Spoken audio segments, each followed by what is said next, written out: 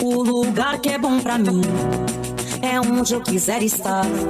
A estrela ainda brilha, ela é quem vai me guiar. Ser guerreira é minha sina, batalhando pra vencer. Tenho voz pra ser ouvida, tenho sonhos pra viver. Não vão mais conseguir me anular, me calar. Ninguém vai me impedir de cantar e lutar. Seja em casa, no campo, na rua ou na praça, chega de mordaça, agora eu vou falar. Porque eu sou mulher pra fazer acontecer. Eu sou uma delas, são elas por elas, ocupando os espaços de poder. Porque eu sou mulher pra fazer acontecer. Eu sou uma delas, são elas por elas, ocupando os espaços de poder.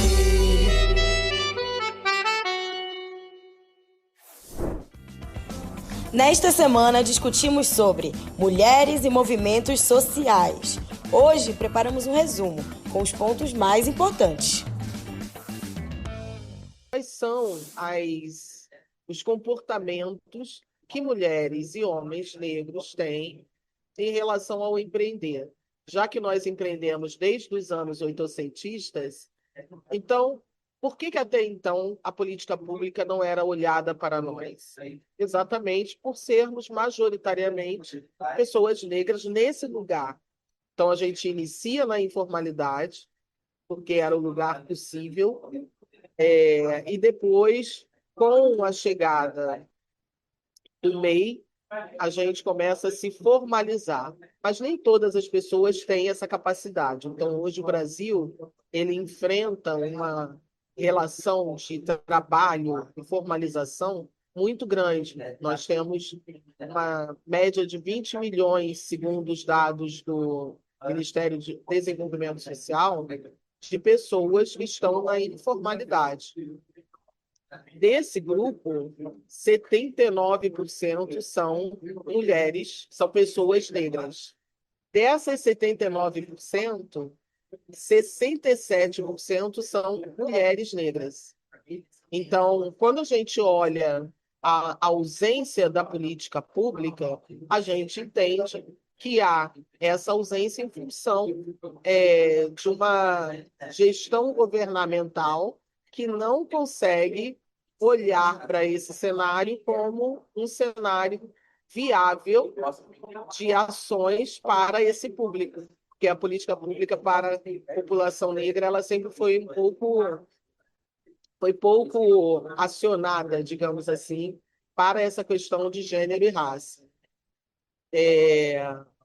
Mas esse lugar, né, que nós estamos hoje, nós percebemos que há, na atual gestão governamental, uma intencionalidade, que a gente sempre pensou da necessidade de interseccionar a política pública, que aí você vai ter mulheres de todos os estilos e tipos e condições sociais, né?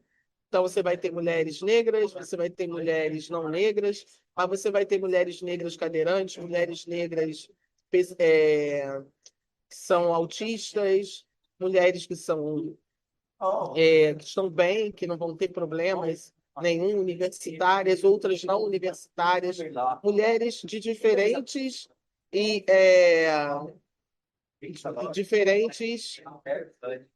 condições, né? E aí, nesse contexto, eu percebo que a política pública hoje, na atual gestão do governo Lula, no governo Lula 3, nós estamos, sim, tendo um olhar intencional para a política pública que atenda mulheres periféricas, que atenda mulheres negras, ainda que com muita dificuldade, porque nem todo mundo tem essa relação, essa proximidade né, com esse público, e quem está na gestão governamental ainda não tem esse know-how, e por não ter esse know-how, às vezes não faz a melhor forma, mas há uma intencionalidade. E essa intencionalidade fortalece e tem fortalecido instituições, por exemplo, como a REAP, como o CRIA, que é a instituição na qual eu estou inserida, e que a gente trabalha com pessoas negras em particular, nesse contexto do empreender, de pessoa que empreende. Então, não ter o dado de raça fere muito mais a gente do que você disponibilizar esse dado para qualquer banco. A ferida ela já está exposta, porque nós nunca tivemos uma possibilidade de acessar crédito e microcrédito.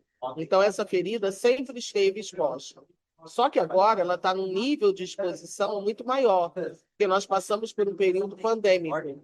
E isso criou uma dificuldade muito maior das pessoas se manterem nos seus negócios, desenvolverem suas relações de trabalho com o empreender. Ainda que estejamos agora em 2025, estejamos saindo um pouco desse contexto, mas não são todos, porque o empreendedor negro, a empreendedora negra, sempre teve dificuldades por estar exatamente na base da pirâmide. Agora que nós estamos processando melhor essa condição de nos fortalecermos enquanto empreendedoras, mas nós precisamos de política pública, nós precisamos de espaços físicos, nós precisamos de compras públicas. As compras públicas, por exemplo, ela não pode ser exatamente ou somente a que o Contrata Mais Brasil está ofertando agora, que é para a área de serviços. Essa área de serviços, ela atende muito mais o grupo masculino do que o feminino. E eu não vou dizer aqui que não tem mulheres que façam a parte de elétrica, que façam a parte de serviços de pedreira. Tem. Mas se a gente for olhar a proporcionalidade, é um número muito menor. Então, a gente precisa de iniciativas dentro do Contrata Mais Brasil que contemplem, por exemplo, mulheres na área da costura. Nós temos exemplos exitosos de mulheres que saíram de valores inferior a um salário mínimo e hoje estão ganhando o equivalente a 4 salários mínimos a partir da compra pública de uniformes. A estrutura de poder da sociedade brasileira acredita que a gente está fazendo uma política pontual, que as políticas pontuais são extremamente importantes para movimentar. Mas se essa política pública pontual não existir, isso vai não existir, aquilo que eles acreditam que não os atinge irá atingi-los, né? No sentido, por exemplo, carros blindados, cercas elétricas, a própria violência na rua, né, que a gente acredita só quem comete e quem é violentado são as pessoas negras. Não, mas toda a sociedade ela é atingida com isso, né? Então, a Marcha das Mulheres Negras vem com esse clamor, que é um clamor histórico, né, que por mais que nós tenhamos conquistado muitas políticas públicas, como eu falo assim, o Estatuto da Igualdade Racial, que é um marco dos movimentos negros do país, né, que é um marcador orientativo para políticas raciais. Então, quem quiser fazer política racial, é muito importante que se debruce, né, referente ao estatuto. Hoje a gente tem um clamor gigantesco que está em voga, né, no Congresso Nacional, tanto na Câmara quanto no Senado, que são as PECs de reparação, são os fundos de promoção da igualdade racial. Na Câmara a gente tem a PEC 27 de 2004, que o primeiro signatário é o deputado Damião Feliciano, e a gente tem uma PEC já antiga, de 9 anos atrás, que é do senador Paulo Paim, que é a PEC 33 de 2016, que são PECs que fomentam fundos, né, orçamentários para que se consiga fazer políticas, sendo que, mesmo existindo um fundo de promoção da igualdade racial, é necessário que a gente tenha políticas raciais pontuais e integrativas para que a dignidade da população negra, que foi um grupo que foi sequestrado e escravizado no Estado brasileiro por quase 400 anos, tenha um mínimo de respaldo para que possa sobreviver em dignidade no país. Então, assim, as mulheres negras, que são as nossas bússolas orientativas para as políticas no parlamento, elas precisam ser escutadas, né? E é necessário que essas políticas realmente sejam efetivadas, que os poderes, que os três poderes, tanto legislativo, judiciário e executivo, escutem essas mulheres que se movimentam e que se movimentam com argumento, com história, né? Com dados, para que a gente tenha uma sociedade realmente plena de bem-estar, de bem viver, como nós mulheres negras clamamos e pedimos. A gente vive num país racista, né? A gente ainda tem o mito da democracia racial que no Brasil a gente não tem. Hoje se fala muito mais, nós temos ferramentas, né, instrumentos de defesa. A gente tem o Ministério da Igualdade Racial, a gente tem a Fundação Cultural Palmares, a gente tem parlamentares aguerridos como o senador Paulo Paim, a bancada negra na Câmara, né? Mas ainda somos... os enfrentamentos são tímidos diante de um país com 210 milhões de trabalhadores, de uma população de 210 milhões, né, de habitantes. Então... e também um período de quase 400 anos de escravidão. Então, nós temos 137 anos de abolição da escravatura, então nós somos bebês ainda, né, no processo democrático. A nossa própria Constituição Cidadã, que é muito novinha, né, ela traz esses desafios e nós precisamos, o parlamento precisa fazer esse enfrentamento. E no Congresso Nacional, num período muito singular do mundo, que foi a pandemia da Covid, o Congresso Nacional fez esse enfrentamento. E o Partido das Trabalhadoras e dos Trabalhadores estava à frente desse processo, que eu chamo até de boom, o boom das políticas raciais dentro do Congresso Nacional, precisamente do Senado, que foi quando o cidadão, o homem George Floyd, o homem negro, né, George Floyd, foi assassinado nos Estados Unidos pela polícia americana. E no Brasil, logo em seguida, meses depois, nós tivemos o assassinato de João Alberto. Tudo isso no período da pandemia da Covid, onde nós não sabíamos o que estava acontecendo, não tínhamos vacina nem nada. E o Partido dos Trabalhadores foi o propulsor, né, liderado pelo senador Paulo Paim e os outros senadores também, que chamaram os movimentos negros do país, do Iapoá ao Chuí, para que se discutisse políticas raciais. Precisamente foi a questão dos marcadores, os marcadores sociais, porque na pandemia as pessoas estavam morrendo, a população negra estava morrendo e a política pública não estava chegando ali, as pessoas estavam morrendo de fome, não podiam ir trabalhar. Na verdade, a população negra seguiu trabalhando, muitos morreram, só que a gente não tinha esse número das mortes, até para poder fazer política pública. Então foi proposto em parceria com a Defensoria Pública da União, a Coordenadoria de Assuntos Raciais, coordenada pela doutora Rita Oliveira, né? E diante dessa escuta dos partidos, né, do Partido dos Trabalhadores e Trabalhadoras, com os movimentos negros do Brasil, com das mais variadas siglas partidárias, foi feito encontros, né? Encontros coordenados pelo partido.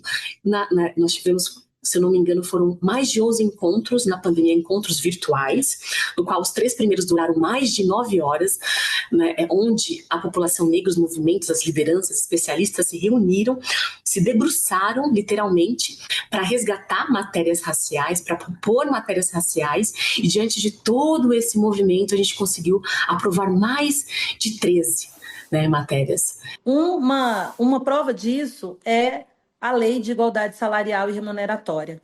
A ONU, ela fala nos seus estudos, né, e junto com outros diversos institutos, especialistas do mundo inteiro, que nós vamos levar mais de 150 anos para ter a igualdade no mundo. Quando a gente fala de mulheres negras, isso se aplica com 30% a mais. Portanto, quando nós fizemos o projeto de lei de igualdade salarial, ao relatar um projeto que foi de iniciativa do governo do presidente Lula, foi algo que a gente também trouxe à tona uma realidade que também é um desafio em relação ao patriarcado, mas principalmente ao racismo estrutural. É que as mulheres negras, elas recebem menos, até 43% menos em relação às mulheres não negras. Então, isso significa que, se já há uma diferenciação salarial entre homens e mulheres no exercício da mesma função, quando essa mulher é negra, essa diferença ela é ainda mais brutal. Eu conclamo a nossa militância, especialmente as mulheres negras, a se unirem em uma verdadeira agenda legislativa pela participação das mulheres na política, porque nós só vamos conseguir transformar essa realidade quando a gente conseguir eleger mais mulheres negras, mais mulheres trans, mais mulheres LGBTs, mais mulheres do campo da diversidade, para que a gente possa efetivamente colorir e, ao mesmo tempo, resistir e revolucionar o parlamento brasileiro e o executivo também. Portanto, a gente já está na preparação, 2026 está aí, e eu quero contar com cada uma de vocês. E junto com Elas por Elas, fazendo um grande movimento para trazer todas vocês para serem protagonistas desse processo. O que temos, né? Recentemente, nós temos o PRONAR, que é o Programa Nacional de Redução de Agrotóxicos. Acho que, se eu não me engano, é a primeira vez no Brasil, 2025, que o Brasil aprova um programa efetivo de redução de uso de agrotóxicos. Sendo que o Brasil é o principal consumidor de agrotóxicos do mundo. Então, assim, é fundamental o PRONAR. É uma conquista histórica do movimento agroecológico. Muito difícil aprovar. O pessoal da Articulação Nacional de Agroecologia tem uma grande incidência nesse campo. Mas, mesmo que a gente tenha um programa nacional, um PRONAR, um Programa Nacional de Redução de Agrotóxicos, a gente segue tendo o maior consumo de agrotóxicos no Brasil. Então, essa política ela tem que deixar de ser incoerente. A gente não vai conseguir fazer uma transição agroecológica sem políticas públicas que apoiem a transição agroecológica. A gente tem isenção de impostos para agrotóxico, a gente não tem nenhum tipo de incentivo para transicionar sistemas produtivos para a agroecologia. Então, assim, fica muito difícil a gente pensar, né, numa transição de matriz agroalimentar sem política pública. Mas eu disse que ia falar do que tinha, que foi essa pergunta. Então, a gente tem Programa Nacional de Aquisição de Alimentos, que é o PA. Nós temos o Programa Nacional de Alimentação Escolar, que é o PNAE. E dentro desses dois programas, que são programas de abastecimento, primeiro um voltado para as escolas e outro voltado para os equipamentos, para a estrutura institucional como um todo, existe ali uma obrigatoriedade dos 30% serem comprados da agricultura familiar. Então essa política ela existe, ela é muito, muito, muito importante, mas ela precisa ser efetivada, porque nem todos os 30%, a gente vai pegar os dados municipais, não são todas as cidades, não são todos os municípios que implementam e efetivam os 30% da agricultura familiar, muito menos da agricultura familiar agroecológica, certo? Então é isso, existem algumas políticas, mas eu repito, precisa de muita coisa. E aí, se eu for listar, pensar aqui o que é que precisa em relação à política pública, a gente precisa muito, muito, muito de políticas que integrem, por exemplo, a assistência técnica rural, as políticas de ATER, a uma linguagem, a uma perspectiva que seja intercultural. A Política Nacional de ATER, além dela estar muito voltada para um perfil de agricultor familiar mais clássico aqui do Sul, digamos assim, não é? Ela tem esse recorte, é uma política muito, muito efetiva, muito importante, mas ela precisa também abraçar a interculturalidade para a gente conseguir entender que a agricultura familiar é muita coisa, gente. Não é só o agricultor familiar do Sul, não é? A gente tem indígena, a gente tem quilombola, existem ribeirinhos e todos esses... todas essas formas, todas essas existências, toda essa diversidade, ela faz parte da agroecologia, na verdade, muito antes da agroecologia se nomear como agroecologia. E a política pública, ela precisa abraçar esse povo, ela precisa abraçar essa diversidade. Fique com o TV Elas por Elas Formação, que semana que vem tem mais.